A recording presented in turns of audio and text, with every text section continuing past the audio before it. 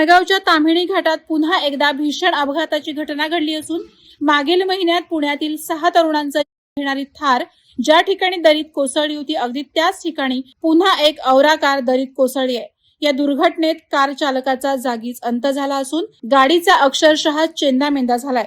MH12YQ 2234 या क्रमांकाची ही औरा car सुमारे 700 ते 800 मीटर खोल दरीत कोसळली आहे। अपघातानंतर ड्रोनच्या साहाय्याने गाडीचा शोध घेण्यात आला असून एक इसम गाडीमध्ये अडकून असल्याची माहिती समोर येते।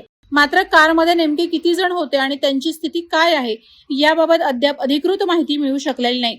विशेष म्हणजे मागील महिन्यात पुण्यातील 6 तरुण कोकणात फिरायला जात असताना थार गाडीचा याच ठिकाणी अपघात होऊन 6 जणांचा अंत झाला होता।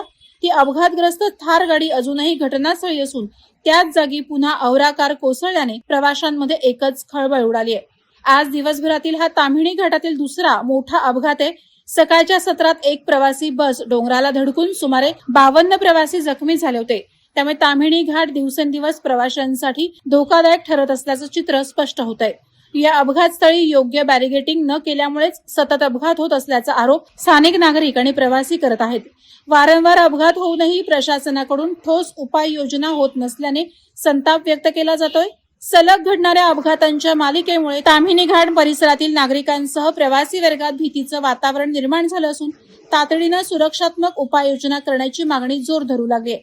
वादळवारा लाईव्हसाठी गौतम जाधव, माणगाव। नवी मुंबई व रायगड जिल्ह्यातील ताज्या बातम्या आणि घडामोडींसाठी सबस्क्राईब करा वादळवारा लाईव्ह चॅनल आणि दाबा बेल आयकॉन।